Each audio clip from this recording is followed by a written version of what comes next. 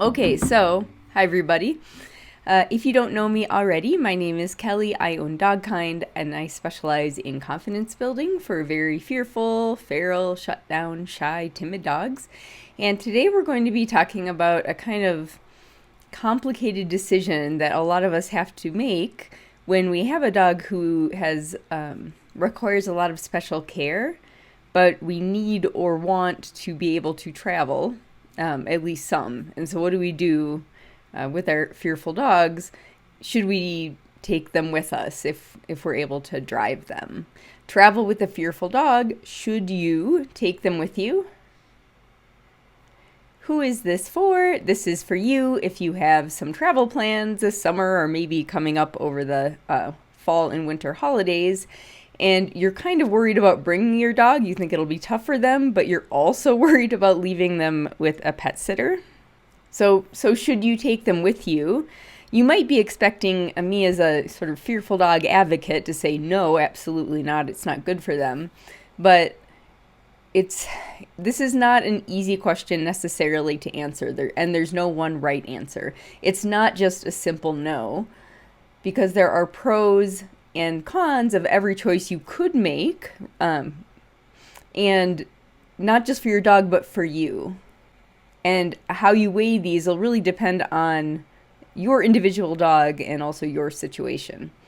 So the main choices you have are to take the dog with you on whatever trip you're going on, or to leave your dog behind with, usually I recommend, if you can, an in-home sitter, that then there's less change for your fearful dog. Or, of course, you could cancel your plans and stay home with your fearful dog. Now, taking your dog with you has some pros and cons.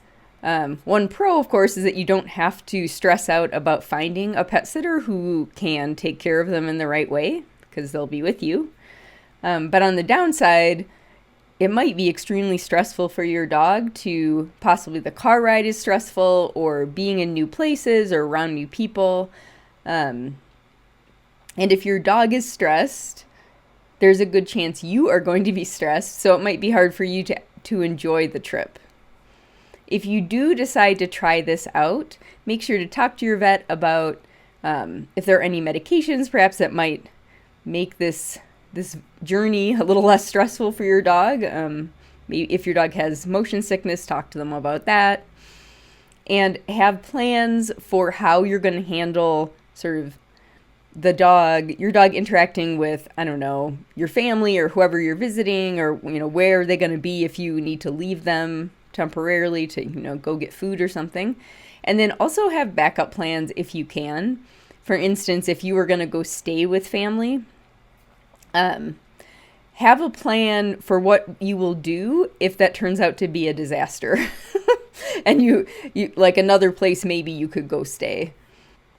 Okay, so that was the take your dog with you option. How about leaving your dog with a sitter? So on the in the pro column, we have the fact that if you're not sort of constantly worried about managing your dog around your family or whoever you're visiting, you might enjoy your trip more.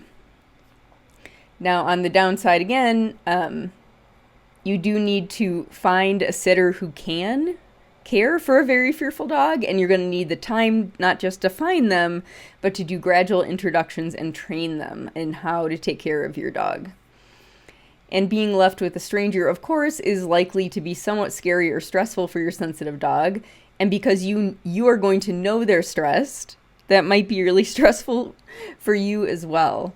And so you might find yourself, calling or texting the sitter or checking your home cameras, and having a hard time relaxing.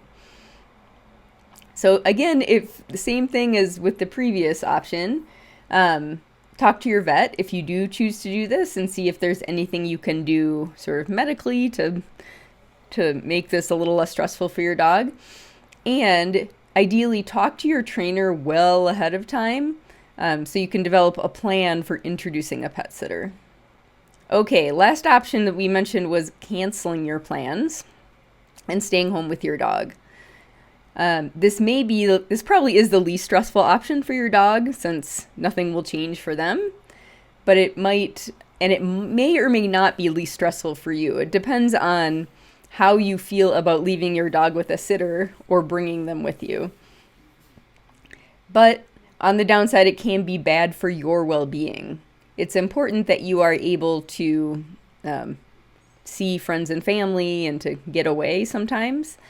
And so if you do choose this, make a longer term plan to have something set up so you can go somewhere in the future. So if you choose this, start looking now for a sitter, and work with your trainer on a plan to introduce them. Train your dog to travel. So start working on a plan for that. Again, probably with your trainer. And in the meantime, make sure that you are doing things that make you happy. You don't want to feel sort of depressed or resentful because you're canceling your plans for your dog. And so if you do make this choice, try to plan activities for yourself closer to home that you can do without needing a sitter for your dog. Maybe visit friends or get out and hike, whatever makes you happy. Okay, so in summary, be considerate of your dog's welfare, but also your own. I know a lot of my students put everything in their lives on hold for their dogs and don't go places and don't see friends and start to feel pretty isolated. And that's not a good way to live. And if you have a really sensitive dog and you want to help them, it's going to be a long haul. So it needs to be sustainable for you. So take care of your welfare also. Plan as far ahead as you can so that you have enough time to, for instance, if say your vet prescribes situational medications for when you're gone to help your dog feel less stressed, you're going to want to probably test those out before you leave so you make sure that your dog doesn't have a bad reaction to them. You're going to want to have trial meetings with a pet sitter if you're leaving your dog behind with a pet sitter, and maybe even some really short practiced absences like a single overnight to see how it goes. Work with your veterinarian or your vet behaviorist and your trainer. And importantly, give yourself permission to sometimes choose yourself. I know that we love our dogs so much and we really want them to never be stressed and have everything be as good as possible for them. But sometimes the ideal thing for your dog is far from ideal for you. And it's okay to sometimes, let yourself choose yourself and do something for your own happiness and welfare. All right. But speaking of welfare, if you don't have yet the free worksheet, Make Your Fearful Dog Happier, you can grab it there at dogkindtraining.com/happy. And next week, we will be talking about separation anxiety, and then we'll come back to pet sitting. All right, everybody, have a great evening, and I'll see you next week.